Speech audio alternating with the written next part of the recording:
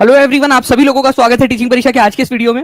Friends, थोड़ा सा late हो गया, लेकिन मैं आप लोगों को बता दूं फ्रेंड्स कि बहुत सारी चीजें चल रही है बैकग्राउंड के अंदर में, और आप लोगों के लिए एक बड़ा सरप्राइज आने वाला है टीचिंग परीक्षा के ऊपर में। मैंने आप लोगों को कुछ हिंट भी दी थी कुछ दिन पहले, 10-12 दिन पहले, और वो चीज अब फ्रेंड्स इतनी मेहनत के बाद में, दिन रात मेहनत करने के बाद में, अब फाइनली सार्थक होने जा रही है।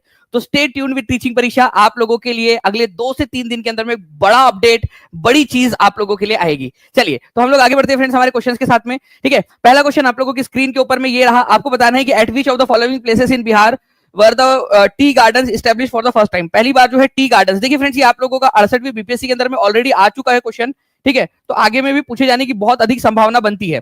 ठीक है, तो ठाकुरगंज के अंदर में जो है फ्रेंड्स ये टी गार्डन जो है वो स्टैब्लिश किया गया था।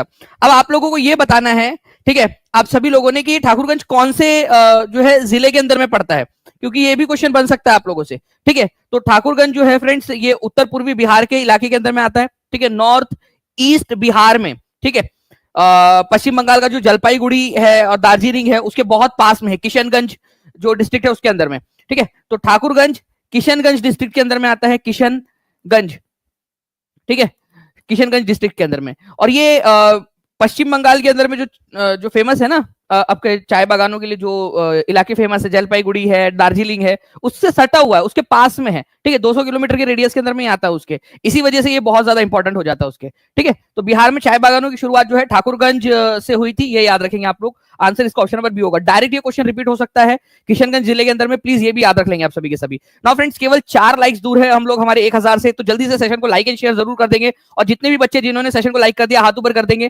ठीक है, क्योंकि ये चीज हमें मोटिवेट कर रही है और ज्यादा आप लोगों के लिए मेहनत करने के लिए। ठीक है, चलिए नाउ फ्रेंड्स आगे बढ़ते हैं हम लोग यहाँ पर में हमारे नेक्स्ट क्वेश्चन के अंदर में। What type of industries have potential, ठीक है, and possibilities in Bihar. Bihar के अंदर में कौन सी चीज की पॉसिबिलिटी बहुत ज्यादा है और पोटेंशियल भी है। पोटेंशियल का मतलब होता है फ्रेंड्स संभावना उसकी, और ताकत की इस चीज के अंदर में आगे बढ़ा जा सकता है बिहार के अंदर में।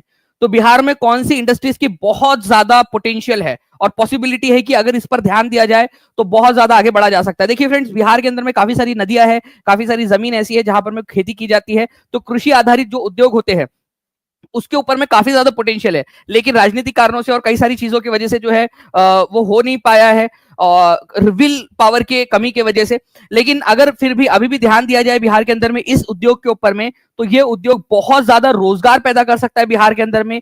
बिहार के अंदर में जो अनाज है, ठीक है, और अनाज आधारित जो इंडस्ट्रीज है, क्योंकि देखिए फ्रेंड्स, आप लोग डायरेक्टली हर चीज जो खेती से उगता है डायरेक्टली आप उसको खा नहीं लेते हो। कई सारी चीजें होती है, उसको प्रोसेसिंग की जाती है। ठीक है, आप लोगों को पता ही है कि मखाना से बहुत सारी और भी चीजें बनाई जा सकती है। ठीक है, डायरेक्ट आप सिर्फ मखाना नहीं खाते हो, और सारे और उसके जो है इंडस्ट्री से प्रोसेस्ड फूड उसके बन सकते हैं।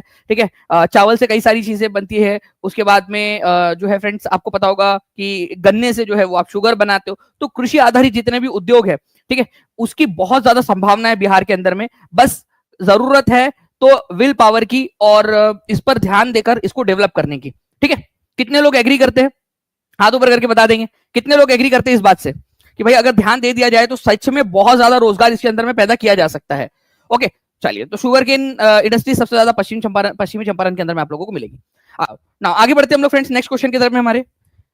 ठीक है, now which river is also known as Kali in north. ठीक है, काली रिवर के नाम से जाना जाता है उसको नॉर्थ वाले एरिया में, मतलब कि पहले उसको काली रिवर के नाम से जाना जाता है, फिर बाद में, ठीक है, उसका नाम चेंज हो जाता है। तो अगर मैं आपको नाम बता दूंगा तो आप डायरेक्टली कर लोगे, तो प्लीज पहले बताइए आप लोग, फिर उसके बाद में हम लोग मैप के थ्रू देखते हैं। ठीक है, ये नदी मैं आप लोगों को बता देता हूं फ्रेंड्स, एक हिंट देता हूं। चलिए, एग्जाम में आए वाले क्वेश्चन के साथ में हिंट। ये नदी नेपाल और भारत के बीच में सीमा बनाती है। ठीक है, दूसरा, इस नदी के साथ में भारत और नेपाल की सीमा के लिए एक संधि हुई थी जिसको सुगौली की संधि बोला जाता है। 1816 में ये संधि हुई थी। अगर आप लोगों ने पेड क्लास देखी है जिसमें मैंने भारत के सारे वायसराय, भारत के गवर्नर जनरल सारे पढ़ाए हुए हैं, 7 लेक्चर हमने किए हैं गवर्नर जनरल और वायसराय के ऊपर में। एंड एक वन मोर जो है चीज, वैसे तो मैं इसको आगे मैं आपको बताने वाला था, लेकिन फ्रेंड्स एक चीज बता देता हूं मैं आप लोगों को कि एक उसको आगे बढ़ाते हुए हम भारत के सारे प्रधानमंत्री और भारत के सारे राष्ट्रपति भी हम लोग करने वाले हैं, और उनके समय में घटनाएं जो घटित हुई है वो भी करने वाले हैं। ठीक है। तो जितने भी बच्चे टीचिंग परीक्षा के पेड क्लास में ज्वाइन नहीं हुए हैं, जल्दी जल्दी से हो जाइए ताकि आप लोगों को ये वाला चीज भी मिल जाए, ठीक है।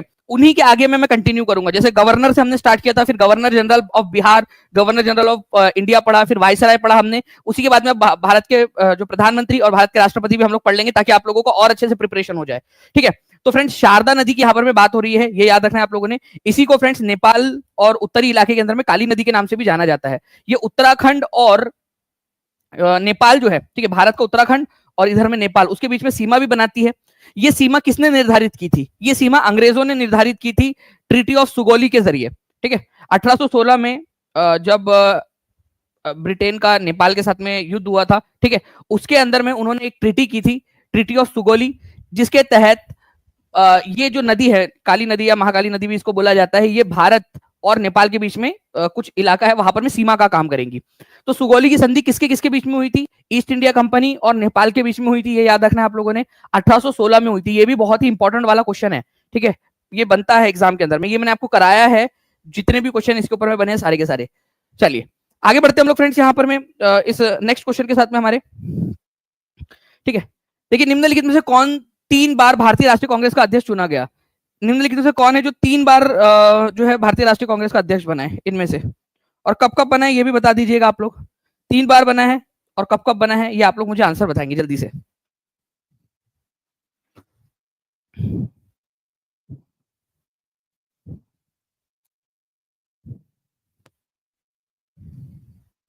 चलिए, तो देखिए फ्रेंड्स, अगर हम लोग बात करेंगे यहाँ पर में कि कौन 3 बार भारतीय राष्ट्रीय कांग्रेस का अध्यक्ष बना है, तो वो हो जाएंगे फ्रेंड्स दादा भाई नौरोजी, ठीक है। मैं आप लोगों को बताता हूँ दादा भाई नौरोजी कब कब जो है वो अध्यक्ष बने।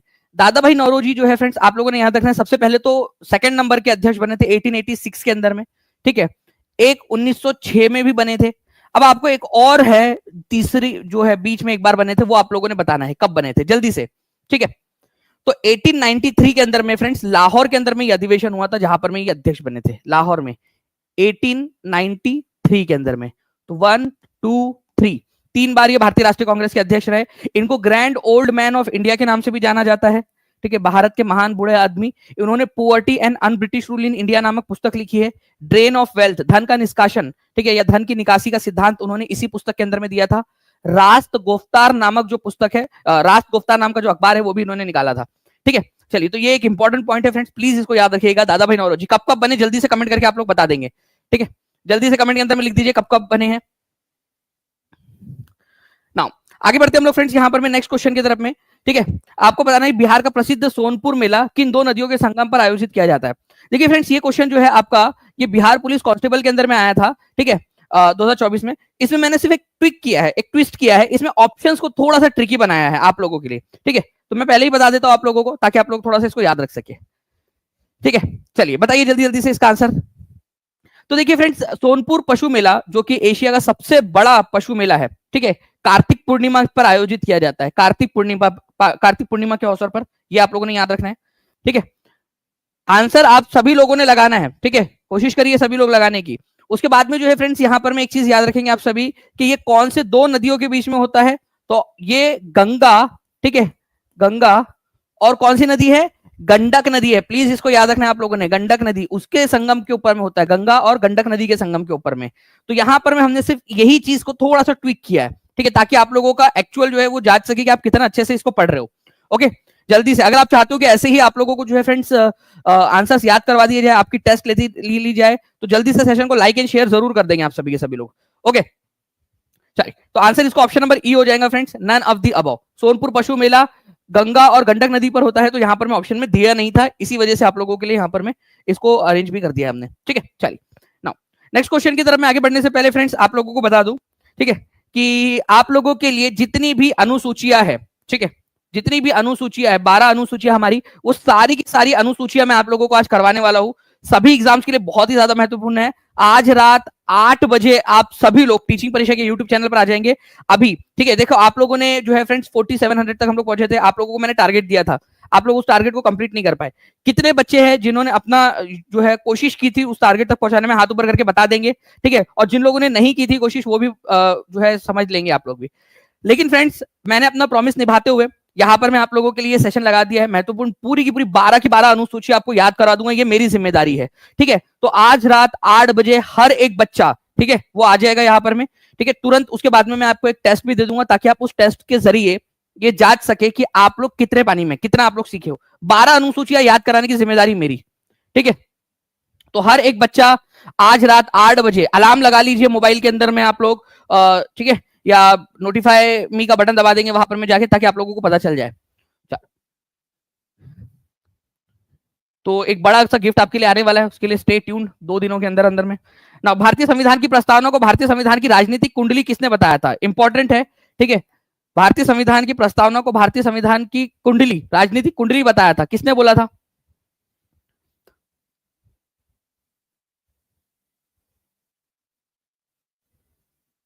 चलिए, तो के एम मुंशी, इन्होंने कहा था फ्रेंड्स कि ये क्या है, भारत की राजनीतिक कुंडली है। ठीक है, भारतीय प्रस्तावना को भारतीय संविधान की राजनीतिक कुंडली कहा था उन्होंने। तो प्रस्तावना के अंदर में जो लिखा हुआ है कि हम भारत के लोग भारत को एक संपूर्ण प्रभुत्व संपन्न, तो उसमें ये लिखा हुआ है कि ये कुंडली है, इसमें पता चलता है कि आपका भविष्य कैसे होने वाला है, कैसा देश आप बनाने वाले हो। तो प्रस्तावना को देखकर कोई भी भारत की राजनीति का भविष्य बता सकता है, भारत का भविष्य बता सकता है। ठीक है, या भारत के संविधान का भविष्य बता सकता है कि ये कब तक रहेगा, कैसे रहेगा, कब तक काम करता रहेगा। तो के एम मुंशी जो है इन्होंने कहा था।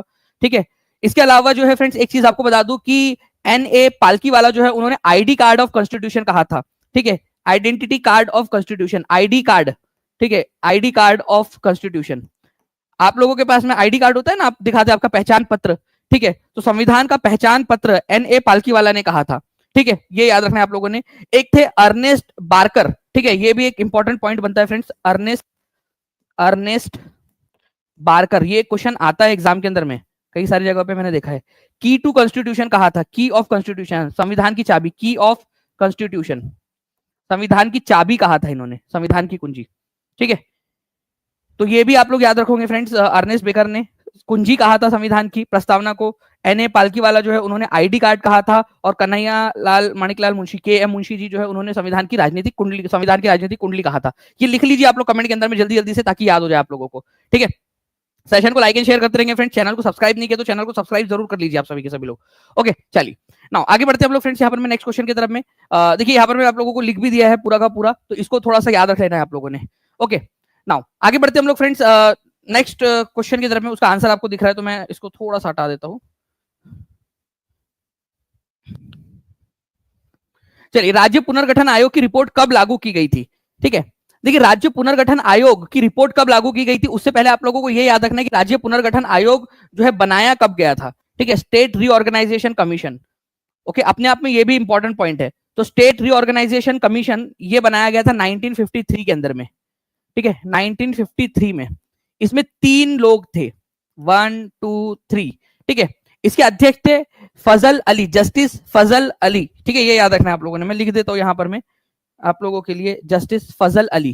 ठीक है, इसके अध्यक्ष थे फजल अली। इसको फजल अली कमीशन के नाम से भी जाना जाता है। भारत के अंदर में जो है किस तरीके से राज्यों का बंटवारा होगा, राज्य किस तरीके से रहेंगे, उसका पूरा का पूरा था। ठीक है, हृदयनाथ कुंजरू, एच कुंजरू। ठीक है, ये याद रखना है फ्रेंड्स, सेकंड नंबर के एच कुंजरू। ठीक है, एच कुंजरू। ठीक है, और एक व्यक्ति और थे, जल्दी से आप लोग बताइए यहां पर में। ओके, जल्दी जल्दी से, एच कुंजरू, के एम पानीकर। ठीक है, ये आप लोगों ने याद रखना है, के एम पानीकर। तो लिख दो, सारे के सारे लिख दो, के एम पानीकर।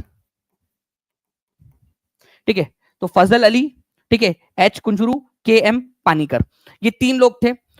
1953 के अंदर में ये गठन किया गया था। अपनी रिपोर्ट इन्होंने दी, ठीक है, 1955 में। और इनकी जो रिपोर्ट थी वो लागू कब हुई, ये आप लोगों से क्वेश्चन पूछा जा रहा है।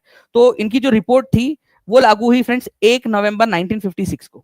ठीक है, 1 नवंबर 1956 को इसको लागू किया गया था। ये बहुत ही इंपॉर्टेंट क्वेश्चन है आप लोगों का।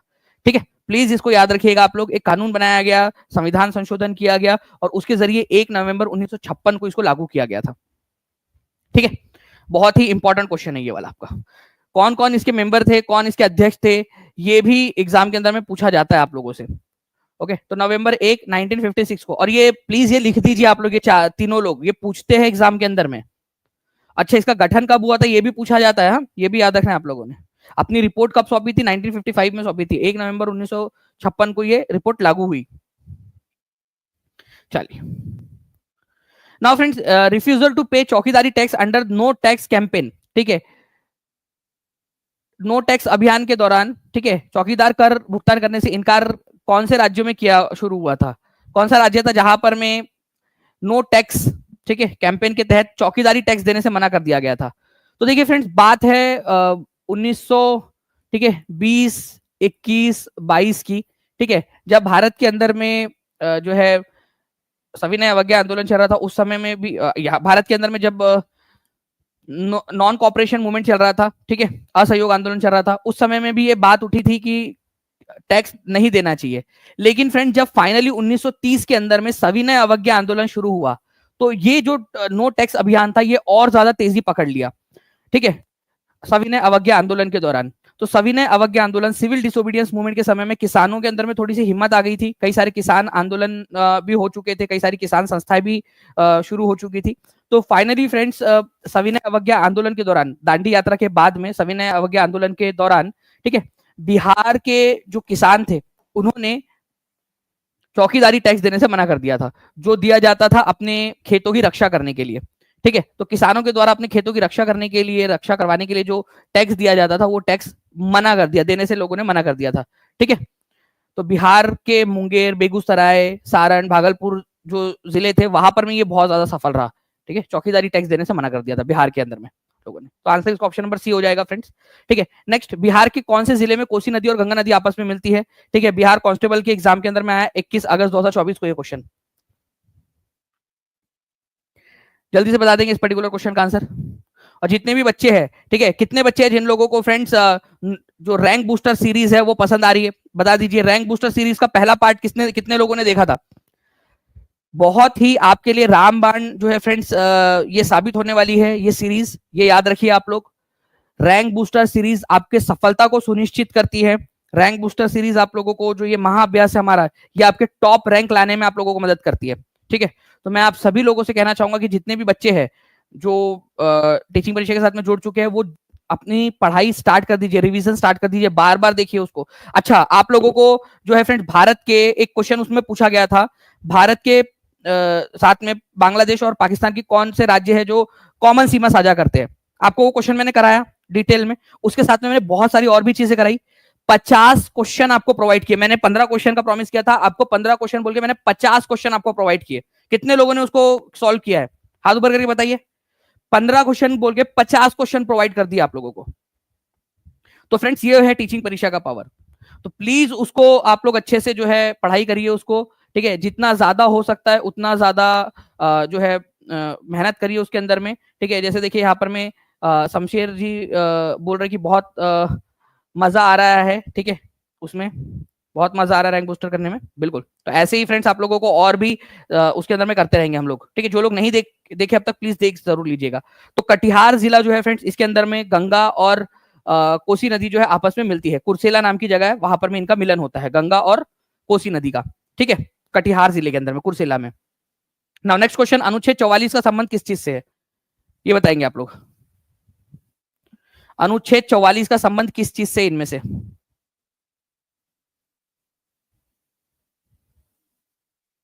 काफी सारे बच्चे बोल रहे हैं उनको मजा आ रहा है, ठीक है, रैंक बूस्टर करने में।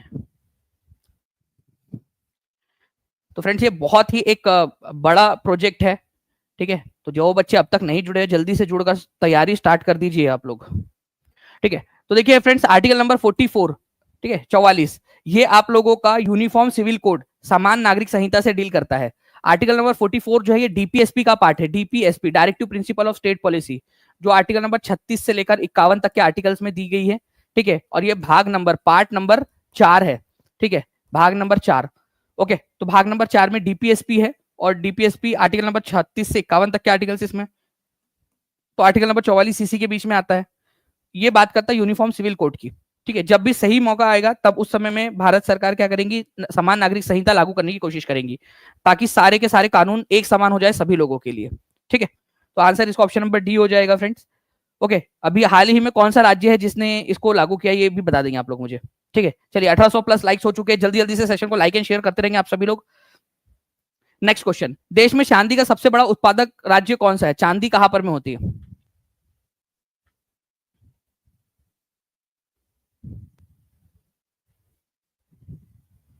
चलिए, तो देखिए फ्रेंड्स, अगर चांदी की बात करें हम लोग, सबसे बड़ा उत्पादक, ठीक है, चांदी के मामले में, तो ये है राजस्थान। ठीक है, ये आप लोगों ने याद रखना है। Option number D is the correct answer. Rajasthan में सबसे ज्यादा चांदी मिलती है और चांदी का सबसे बड़ा उत्पादक राज्य राजस्थान है। ये डायरेक्ट क्वेश्चन आ सकता है फ्रेंड्स, प्लीज इसको याद रखिएगा आप सभी के सभी। राजस्थान जो है फ्रेंड्स, बहुत सारी चीजों के मामले में, जैसे जिंक, लीड, सिल्वर, कॉपर, इस मामले में भी सबसे आगे है। ठीक है, चलिए ना आगे बढ़ते हम लोग फ्रेंड्स। यहाँ पर में हमारे निम्नलिखित में से कौन सी पुस्तक सुभाष चंद्र बोस द्वारा नहीं लिखी गई थी? ठीक है, कौन सी पुस्तक है जो सुभाष चंद्र बोस ने नहीं लिखी है? ये आप लोग जल्दी से बताएंगे कमेंट में इसका आंसर।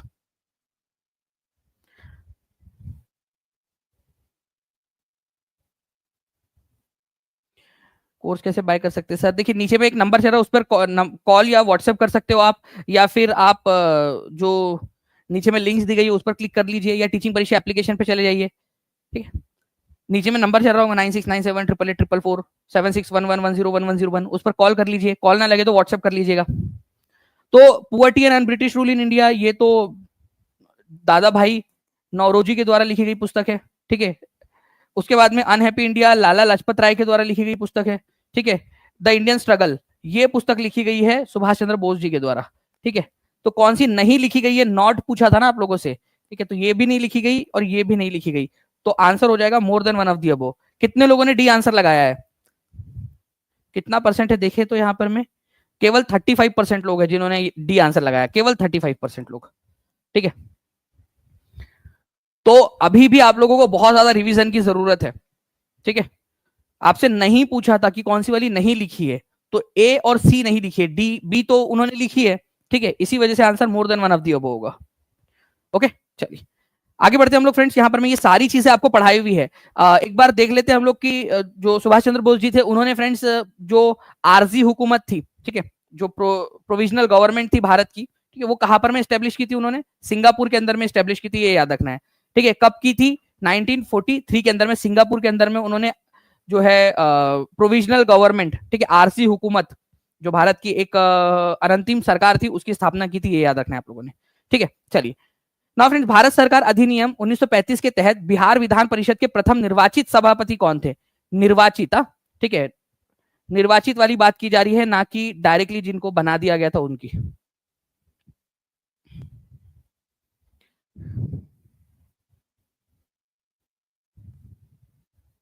चलिए फ्रेंड्स, मैं आप लोगों को यहाँ पर मैं एक चीज दिखाता हूँ। देखिए, यहाँ पर मैं आप लोग विधान परिषद .बिहार.gov.in के ऊपर में अगर आप जाओगे तो यहाँ पर मैं आप देखोगे कि बिहार लेजिस्लेटिव काउंसिल जो थी, बिहार विधान परिषद जो थी, 29 मेंबर की थी।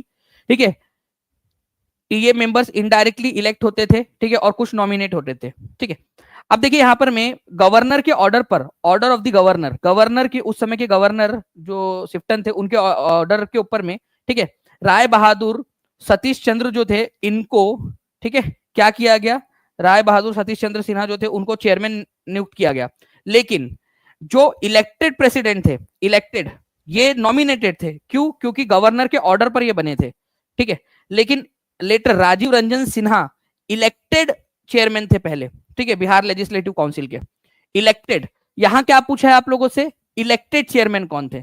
ठीक है, तो राजीव रंजन सिन्हा, ये आंसर होगा आपका। राय बहादुर सतीश चंद्र ये नॉमिनेटेड थे, ये गवर्नर के द्वारा नॉमिनेट किए गए थे। ठीक है, तो ए आंसर होगा। 65% लोगों ने आंसर किया है अभी तक, 35% लोगों ने अभी भी गलत किया है, तो प्लीज इसको याद रख लीजिएगा आप लोग। अगर पहले अध्यक्ष कौन थे ये बोला जाए तो राय बहादुर सतीश चंद्र, लेकिन पहले इलेक्टेड। देखो, अब मुझे लगता है कि एग्जाम के अंदर में ये क्वेश्चन आ सकता है, ध्यान से समझिएगा आप लोग। कितने लोग एग्री करते हैं कि ये क्वेश्चन बन सकता है? वहां से इलेक्टेड शब्द हटा दे, वो एग्जामिनर क्या करेगा, यहां से ये इलेक्टेड शब्द हटा देगा और आपको बोलेगा, और आपने तो पढ़ के गया होगा राजीव रंजन सिन्हा। ठीक है, तो उस केस के अंदर में जो है फ्रेंड्स, फिर आपका आंसर गलत हो सकता है। आपको क्या करना, इलेक्टेड अगर हट गया तो फिर राय बहादुर सतीश चंद्र आपका आंसर हो जाएगा।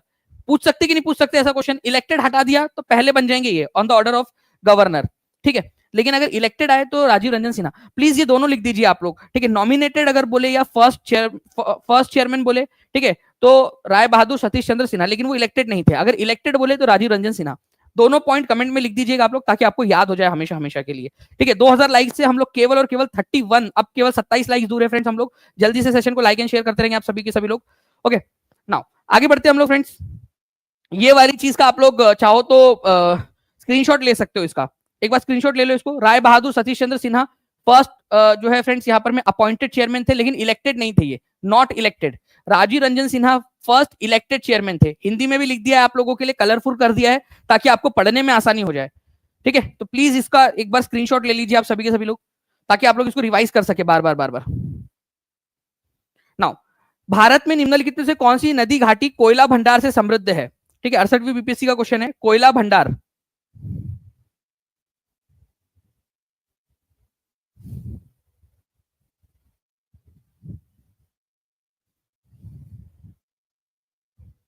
भारत में निम्नलिखित में से कौन सी नदी घाटी कोयला भंडार से समृद्ध है?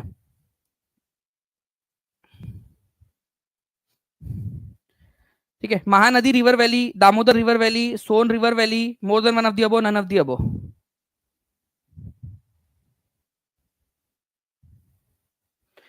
ये जो नदियां है ना फ्रेंड्स, जिसके बारे में हम लोग बात कर रहे हैं अभी यहाँ पर में, ठीक है, ये ऐसी नदियां है जहां पर में 97% कोयला हमारे भारत का यहीं पे आपको मिल जाएगा। ठीक है, चाहे वो महानदी हो, ठीक है, ओके, चाहे वो सोन हो, वर्धा हो, ठीक है, इसके अलावा जो है फ्रेंड्स और भी हमारे भारत के अंदर में नदियां है, ठीक है, दामोदर नदी हो, तो ये नदियां ऐसी नदियां है जहां पर में आपको 97% आपको कोयला यहीं पे मिल जाएगा हमारे भारत का।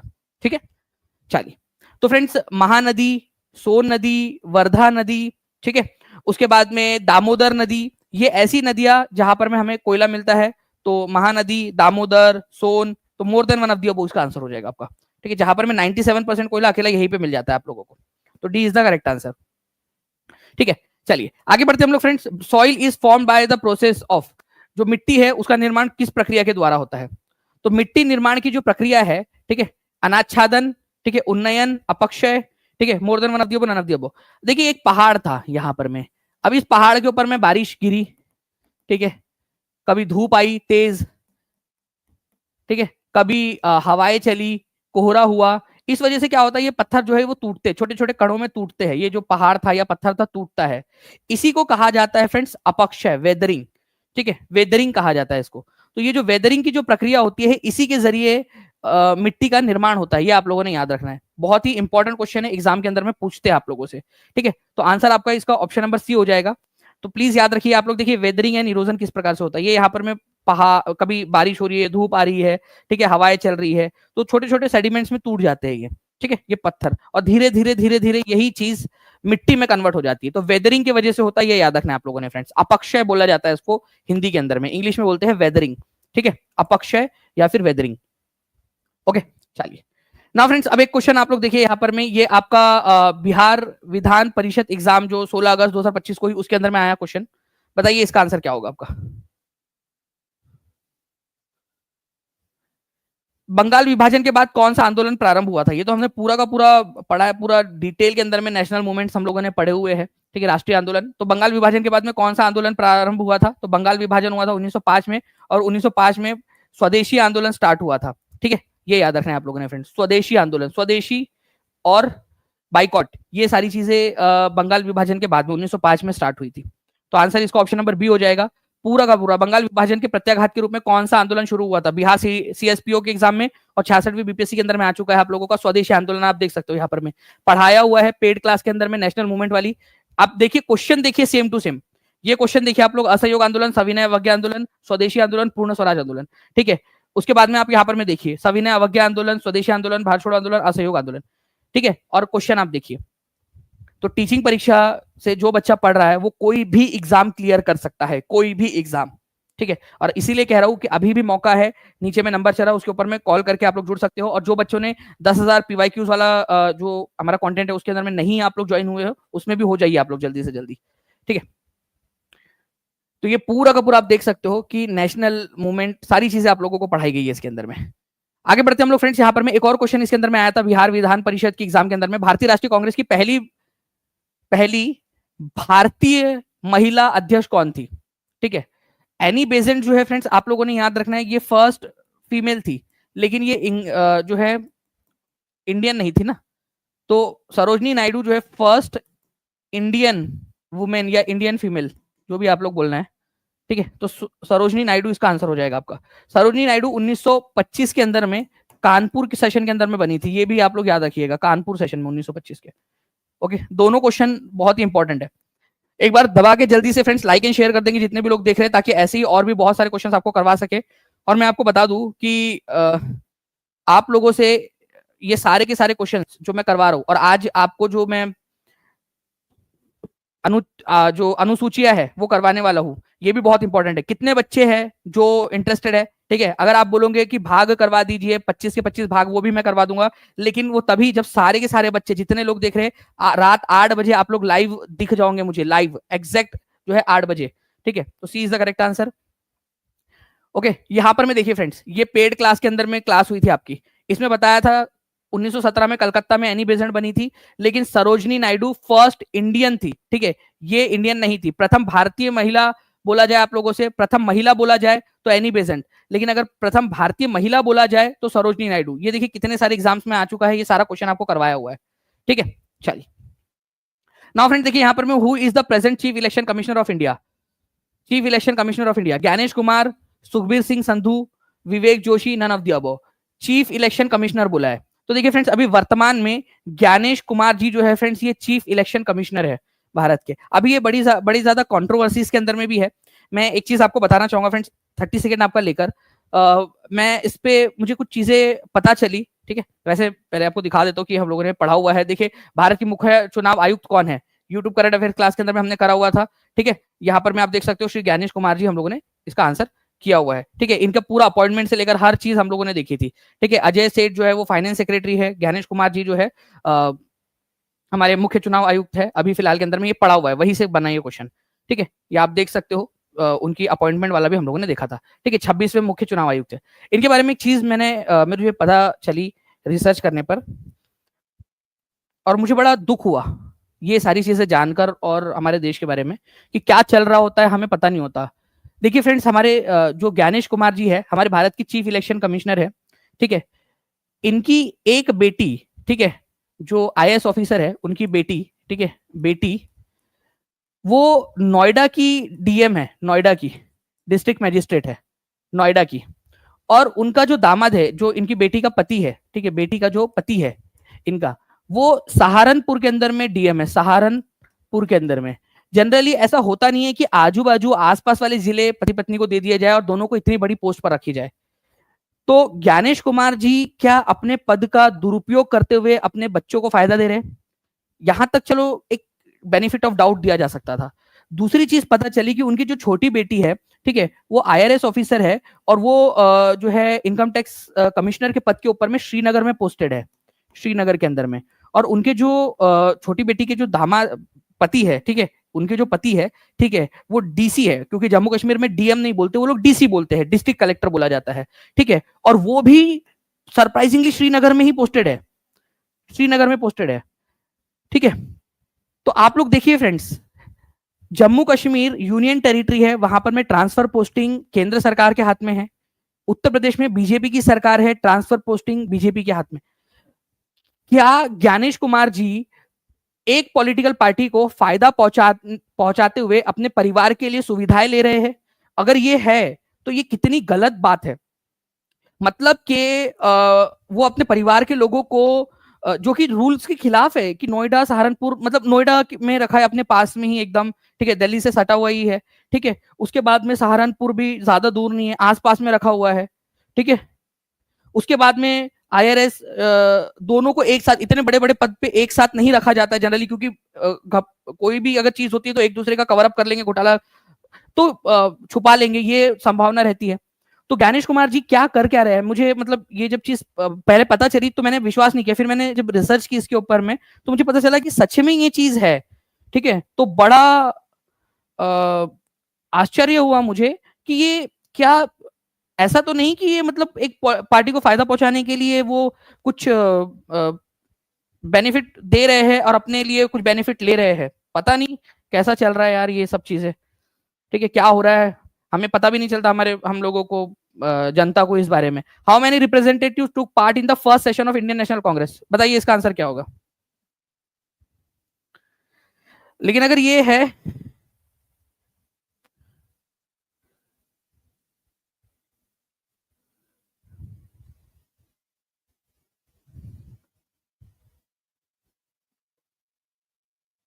नहीं नौकरी उनके कारण नहीं मिला है उनको, नौकरी तो चलो वो पहले से थे, लेकिन वो जो पोस्टिंग है वो थोड़ा सा उसमें है, ठीक है। बताइए यहाँ पर में, how many representatives took part in the first session of Indian national Congress, ठीक है। और ये अगर मान लीजिए ये पहले भी होता होगा, पहले की सरकारों के समय में भी, ठीक है, कांग्रेस भी एक समय में थी, उससे पहले जो है फ्रेंड्स एक समय में जनता पार्टी की भी सरकार थी, तो क्या अगर ये सारी सरकारों के समय में होता था तो कितनी गलत बात है कि जनता को पता ही नहीं चलता हम लोगों को, अगर ये सारी सरकारें करती होंगी। तो कोई ऐसा रूल होना चाहिए जिसके अंदर में ये सारी पारदर्शिता बनी रहे। तो फर्स्ट सेशन जो था इंडियन नेशनल कांग्रेस का फ्रेंड्स, ये याद रखना आप लोगों ने, 72 मेंबर्स इसके अंदर में पार्टिसिपेट किए थे, ठीक है, 72 मेंबर्स। तो इंडियन नेशनल कांग्रेस के 1885 के पहले अधिवेशन में कितने सदस्यों ने भाग लिया था आप देख सकते हो, ठीक है, सेशन क्वेश्चन हमने किया हुआ है, 72 थे इसका आंसर, ओके। और इसके अध्यक्ष कौन थे, वोमेश चंद्र बैनर्जी, डब्ल्यू सी बैनर्जी, ठीक है, वोमेश चंद्र बैनर्जी, डब्ल्यू सी बैनर्जी, ये याद रखना है आप लोगों ने, ठीक है, इंपॉर्टेंट है, एग्जाम के अंदर में आप लोगों से ये पूछा जा सकता है।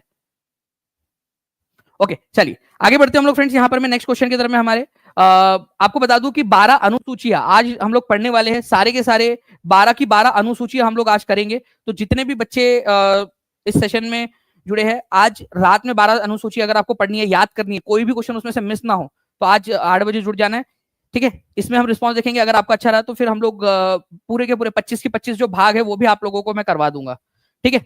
चलिए, तो हम लोग मिलते हैं फ्रेंड शाम में सेशन के अंदर में, आप लोगों को जाना है उस सेशन के ऊपर में, अभी के अभी जितने लोग देख रहे हैं सभी के सभी बच्चे सेशन को लाइक कर देंगे, नोटिफाई मी का बटन जरूर दबा देंगे, and thank you very much for 2500 plus likes, ठीक है। हमें टारगेट रखना है कि हम 1000 प्लस लाइक्स वहां पर में रखे सेशन स्टार्ट होने के पहले। क्या हम ये टारगेट रख सकते हैं, हाँ या ना, जल्दी से बता दीजिए। अगर हाँ तो हाथ ऊपर करके बता दीजिए, और वहां जाके लिख भी देंगे अपना नंबर कि कौन से नंबर का लाइक आपने किया है, ठीक है। आप वहां पर में उस सेशन पे जाकर लिख भी देंगे कि कौन से नंबर का लाइक है, आपको समझ में भी आ जाएगा कि बच्चे कितने जो है लॉयल होते हैं, ठीक है। आप लोगों को भी समझ में आएगा, ठीक है, कि आपने तो किया है लेकिन बाकी लोग कितने लॉयल होते हैं, ठीक है। और जो लॉयल नहीं है उनको भी समझ में आ जाएगा।